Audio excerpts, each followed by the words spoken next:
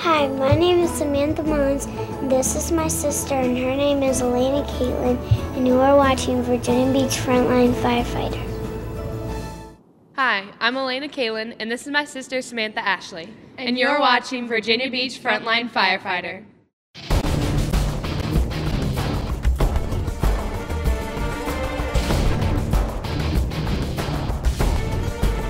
Coming up on this edition of Virginia Beach Frontline Firefighter, Master Firefighter Mark Hundley brings us another Hazmat Minute involving emergency decon. Master Firefighter Kellerh reviews some of the extrication equipment on Engine 13. Master Firefighter Bill Murray is back with a review on air emergencies for the downed firefighter. Captain Kirk Southall updates us on the implementation of FDC icons on our apparatus GIS mapping. And you might be wondering how your frontline host Howie is holding up after month 1 of the Frontline Fitness Challenge. We'll have the update. I'm Master Firefighter Tom Parks. Here's the host of Virginia Beach Frontline Firefighter, Chris Stockow. Thanks, Tom. We're here on location at the Virginia Beach Convention Center, home of the Virginia Fire Chiefs Association 2013 Mid-Atlantic Expo and Symposium. That said, we have a busy day ahead of us here on the hall floor, so let's get right into our first training segment with Master Firefighter Mark Hundley in today's Hazmat Minute.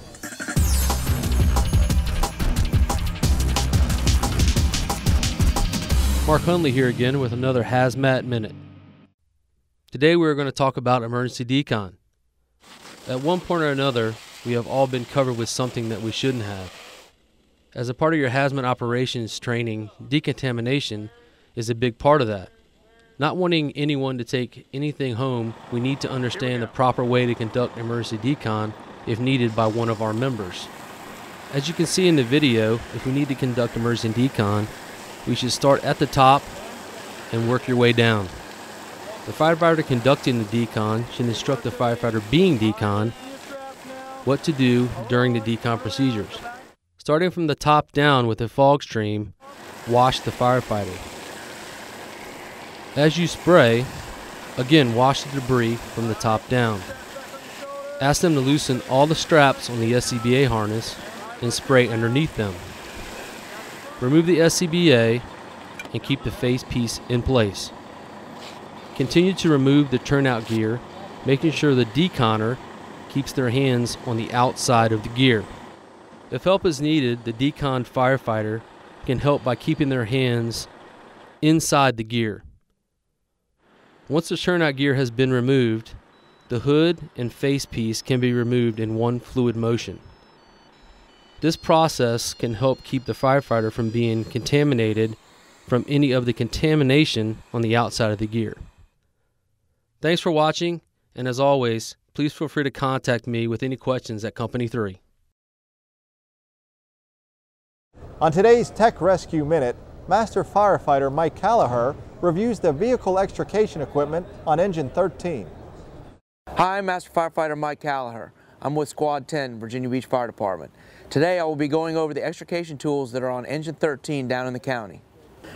On Engine 13, they have a nice set of extrication tools that we put on probably about 1.5 years ago. We'll start off here with the portable pump. It's a pump just like we have on the ladder. It's a little different color. It's red versus the black ones that we have on the squads and ladder, but it's the same exact pump. Okay, it's a SIMO pump that has the same capabilities as the ladders and the squads. So we have a portable pump. We have an S49XL spreader, just like the one we have on the ladders. Okay, just like the ones we use primary on the squad. So it's a nice spreader that they have, and they also have a C165 cutter. Okay, it's a little bit smaller cutter than we have on the ladders and the ones we use on the squad, but the ones we have on the squad, we also have a 165 that we use as our backup. This is a very nice cutter. We thought it would be a very good tool for Engine 13.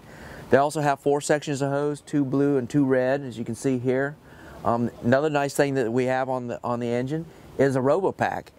They have an 18-volt RoboPack, just like the ladders do, so they can go ahead and use the recip saw anytime they want, also for overhaul and stuff like that. They also have a crash kit, as you can see up here. They have a full crash kit, so if they need to get in there and do some glass removal and whatnot, and a blanket to put over the patient they can. It's very useful. It's something that we don't always think about as being down in a county engine to have extrication capabilities, but it's a forgotten resource that's out there. You know, if the ladder's coming from far away, maybe the squads, you know, we're way uptown, it's going to be a long time before we're there, and we need to get the patient out rapidly. There's 4 guys on the truck. You got 1 guy doing patient care, 1 person on a hose line, 1 person in charge, and maybe somebody going to work on the door, you know, so they can get somebody out, you know, if they have to, and instead of having to wait that full long time down there. Now, there is some limitations too, you know. Cars on its side or on its roof, you know, it's a little bit different. You know, maybe they're not going to go to work, as you know, with the tools they have. But it's another resource, like I said. With this edition of Tech Rescue Minute, I'm Master Firefighter Mike Kellerh. If you have any questions, comments, or suggestions, please give me a call at Company 10B. I'm joined here with retired Deputy Chief Carter from the Virginia Beach Fire Department, who's been retired for how many years now, Chief? It's 12. And what is your title here? I'm the Executive Director currently of the Virginia Fire Chiefs Association, and also have served for many years as the conference chairperson for the event we're attending today. And how many years has this conference been going on? Well, it started back in 1928. That was before us, Chris. Luckily. And but we've had it here at Virginia Beach in the convention center and the old pavilion. Well, 16, 17 years now. Okay, and we were talking off camera. You said that anyone can join the Fire Chiefs Association, not just fire chiefs. What if a firefighter would come up to you and say, Chief, why should I join the Fire Chiefs Association? What would you tell them? Well, let me back up, Chris. That's a good point we talked about earlier. It does say Virginia Fire Chiefs Association on our logo and letterhead. However, it's not just for chiefs. I would venture to say our current membership is about 60% chief officers and 40% non-chief in several different categories. We strongly suggest anybody who wants to be a member to reach out. We offer several programs by having an excellent website for information sharing. We're on Facebook and Twitter, and we have an excellent magazine that we do quarterly that goes out to all of our members and to all the fire departments within the Commonwealth that shares current events. We have this event that goes on annually. Plus we offer our state-of-the-art Fire Officer Academy every year in Richmond. And nobody's required to be a member to go to that academy. You just have to be approved once selected by your fire chief. Career or volunteer, makes no difference. Okay. Well, I can't thank retired Chief Carter. He keeps telling me I can't call him chief, but he was my chief years ago. He was the one that hired me. Some of you out there may not like that, but that's the way it happened. But anyways, thank you very much, retired Deputy Chief Carter, for stopping by, and here's to a great 2013 for y'all. Thanks, Howard. It's my pleasure. Next up is Master Firefighter Bill Murray with Back to the Basics. Welcome to the Frontline Firefighter Back to the Basics. This is Master Firefighter Billy Murray at the Fire Training Center here in Virginia Beach. And this morning we're going to be doing a series on assessment of the downed firefighter. Specifically, today's topic is going to be air management and how to deal with air emergencies for a downed firefighter, how to supply air to a downed firefighter. Really, before we start talking about assessment of the downed firefighter, our planning phase starts when the call, or even before the call is dispatched. What kind of building are we going to? Is it a target hazard within our first due area? Do we have a pre-plan available? So start looking at those things en route.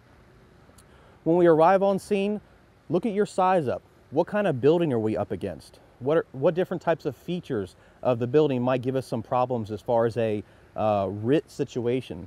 Make a face-to-face with the incident commander. What are his or her strategic objectives? What are they trying to accomplish? Where do they have personnel inside the building, and what are their PARs? So if a mayday does occur, you can anticipate the most strategic locations you can get quick to get to those personnel. And last is your 360 size up of the building. As you make your lap around the building, note any features of the building that might cause for concern. Bars on the windows, blocked egress routes, areas of the building that might be blocked with some type of forcible entry that you need to gain access to the building quick. When we talk about air management for a downed firefighter, we really need to figure out one thing. how intact is the firefighter's SCBA? Is their face piece on, and is it intact? Do they have air? Before we start talking about the actual assessment of the downed firefighter, let's look at some options that we have available to us in our RIT bag to supply air to the downed firefighter. The first one is the universal air connection, adopted with NFPA 1981 in the 2002 standard. It allows us to transfill the downed firefighter's air pack. It's fairly easy to use, fairly quick. The thing you have to be careful though is you need to do a really good assessment of the downed firefighter. If the downed firefighter has any problems with his air pack, if the first stage or second stage regulator has failed or the face piece is compromised, the UAC will only fill a bottle that you're unable to use.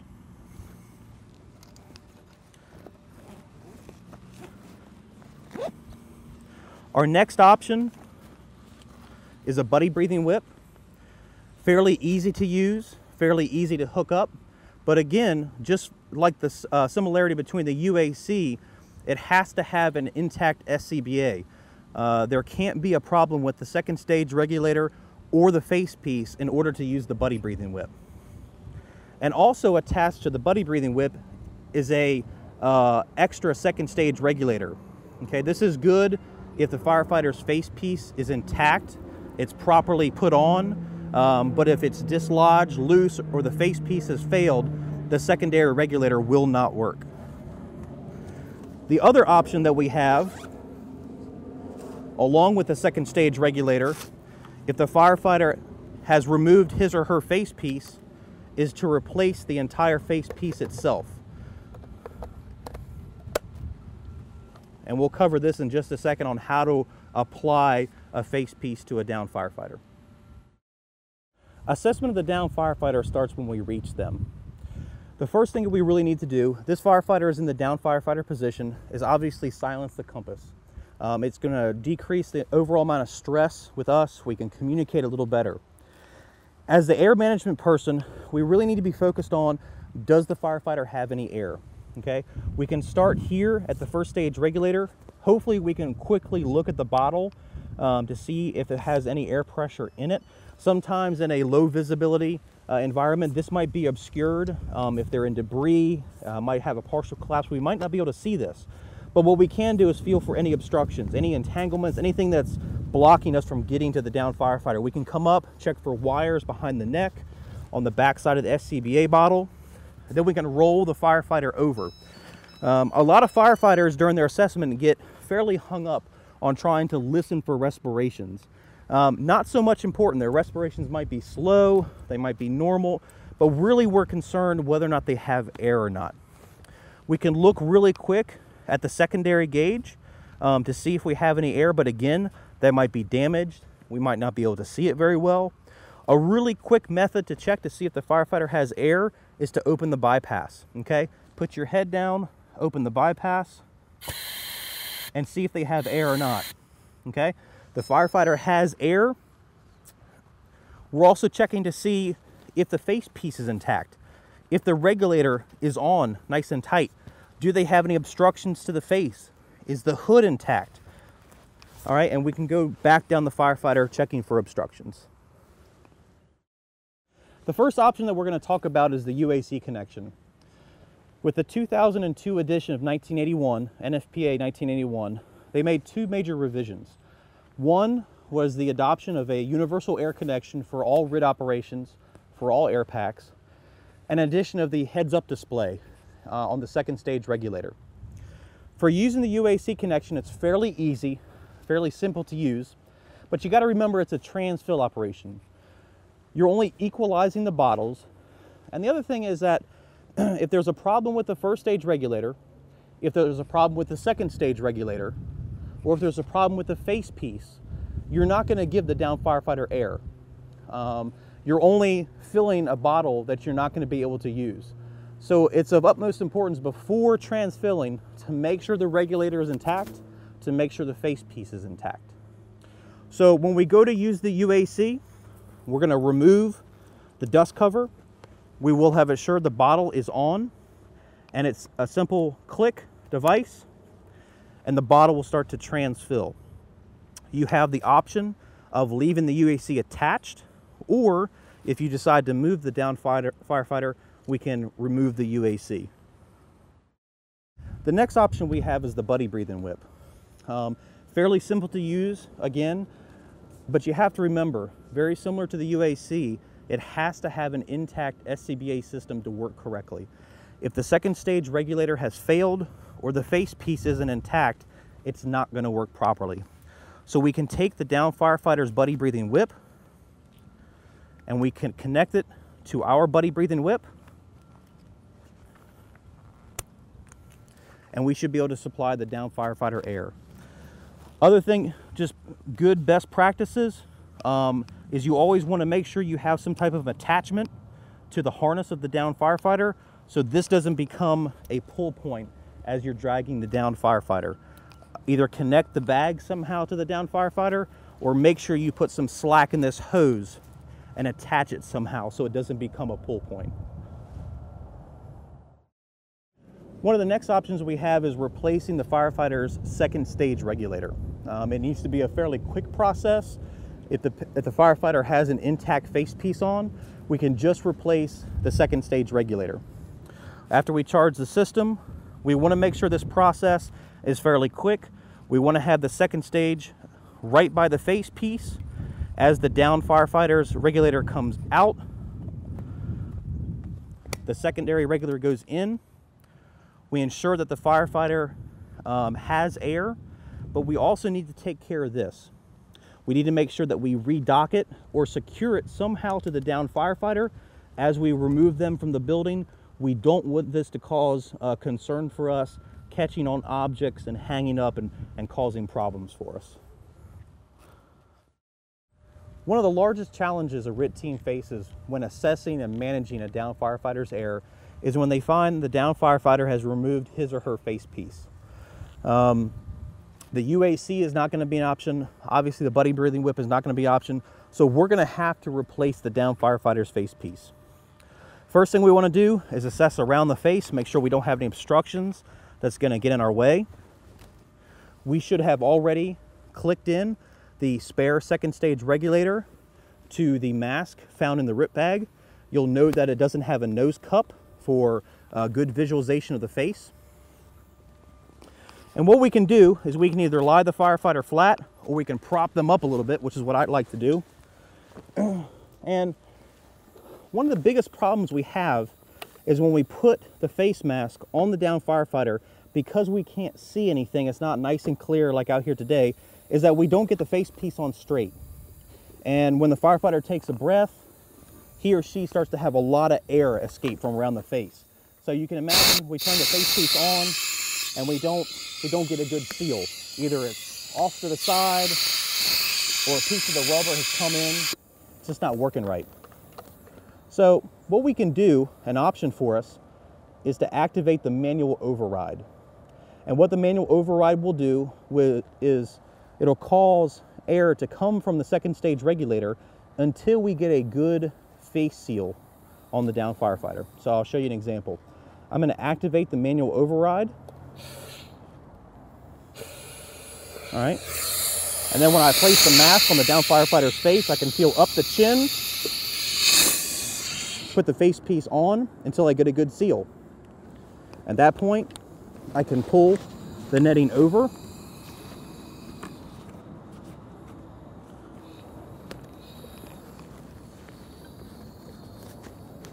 I can come back,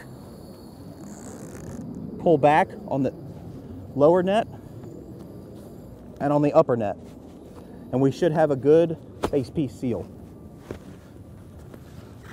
We can lay the downed firefighter down, reattach his or her helmet if we can find it. If not, we might just have to forego the helmet, knowing that we don't, and provide for safety for the downed firefighter as we remove him or her. Make sure that's on there tight, and we can begin our removal process. We hope that you've enjoyed this segment of Back to the Basics. We talked about air management, some options for supplying air to a downed firefighter. In next segment, we'll cover disentanglement and removal of the downed firefighter. If you have any questions or comments, we can be reached at the email on the screen. Have a safe day.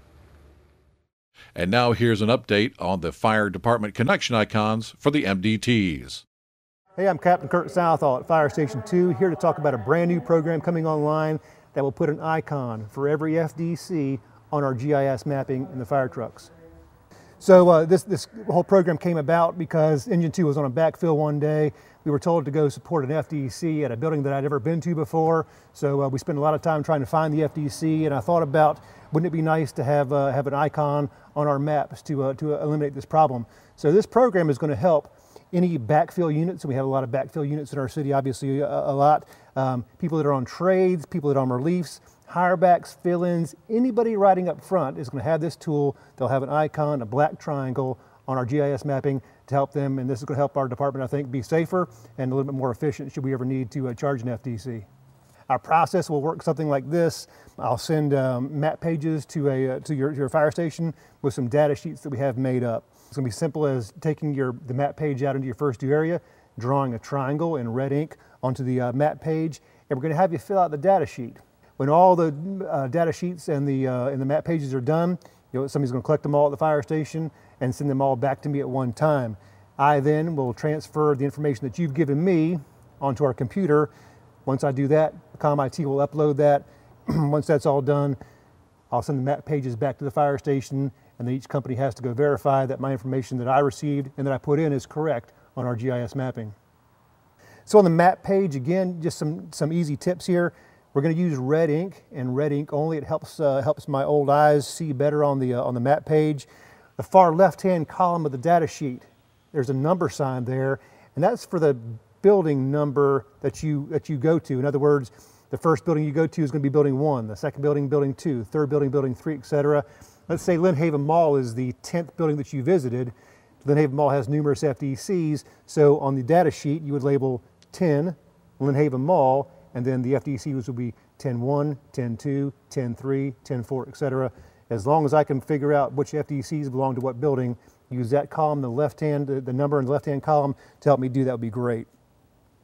We're talking about data information on the data sheet. Of course, we need the business name, we need the business address, would be very, very helpful to me. And note, very, very important on there, is the FDC that we're talking about, our fire department connection. Is that a sprinkler system? Is it a standpipe, or a combination of the two? Very, very important that we get that data on our GIS mapping. Physical location, very, very important for me. Is the FDC freestanding, or is the FDC attached to the building in some way? So we're talking about the data sheet, information on the data sheet that you'll provide for me. Big information that we have to have is information on the fire pump. We need to know the pressure that the fire pump needs to receive to operate, not necessarily the GPMs that the fire pump produces. So in other words, if the fire pump goes out, what does the fire department have to provide the fire pump to get efficient PSIs on our operating floors?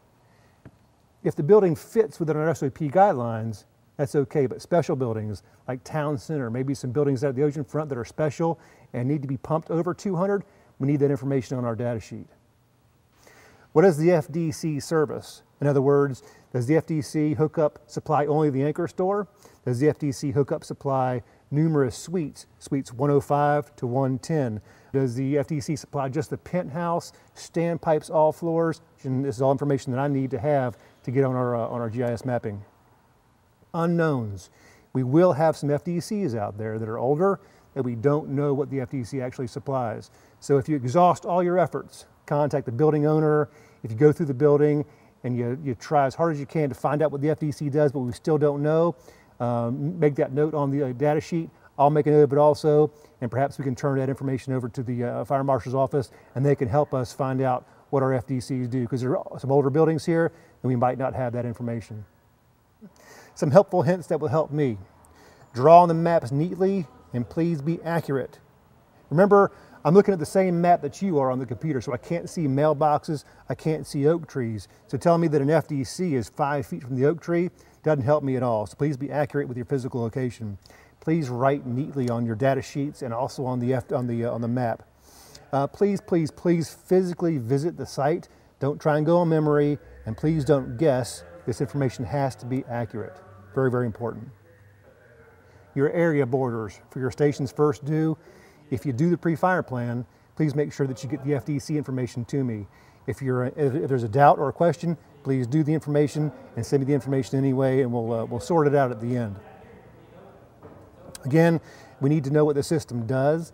Is it a sprinkler system? Is it a standpipe? And what exactly will that FDC supply? All floors, the entire building, just the gym, speeds 105 to 110, etc. That information has to be detailed and go on the computer as well. So to let you know how this is going to help us quickly, this is our screen in our fire truck right now, and this is Town Center. So if you were responding on a call in Town Center area, we would zoom in, okay? As we zoom in, you can start to see the hydrants that are red. Then as we zoom in further, you'll see the black triangle, and every black triangle is going to be an FDC icon.